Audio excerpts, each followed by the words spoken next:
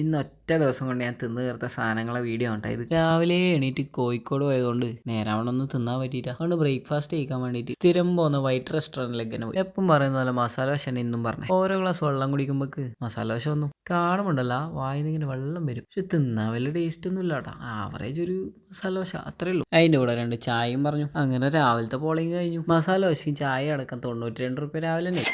ഉച്ചയ്ക്ക് സെയിം റെസ്റ്റോറൻറ്റിൽ തന്നെ ചോറുണ്ണാനും പോയി. ചോറും ഈ പറഞ്ഞ പോലെ ടേസ്റ്റ് ഒന്നുമില്ല, എന്നാലും കഴിക്കാം. പിന്നെന്താക്കണ്ടേ. ഉച്ചക്കത്തെ ഫുഡിന് മൊത്തത്തിൽ 60 റുപ്യ.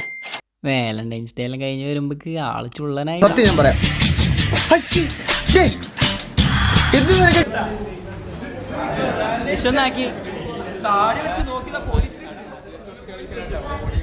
അതെല്ലാം കഴിഞ്ഞ് നേരെ റെയിൽവേ സ്റ്റേഷനിലെത്തി. ഇതെല്ലാം ഇങ്ങനെ കാണുമ്പോൾ തന്നെ മേടിക്കാൻ തോന്നുമെങ്കിലും ബഡ്ജറ്റ് ഇതൊക്കെ എത്തോണ്ട് നമ്മൾ ജസ്റ്റ് ഒരു ചായയും ഒരു കടിയും കഴിച്ചുകൂട്ടാ. സാധാരണ റെയിൽവേ സ്റ്റേഷനിൽ കിട്ടുന്ന ചായക്ക് വലിയ ടേസ്റ്റ് ഒന്നും ഉണ്ടാവില്ല. പക്ഷെ ഈ ചായ നല്ലതായിരുന്നു കേട്ടോ. സമൂസയും നല്ല ടേസ്റ്റ് ഉണ്ടായിരുന്നു. രണ്ടും കൂടെ 22 റുപ്യ കേട്ടോ.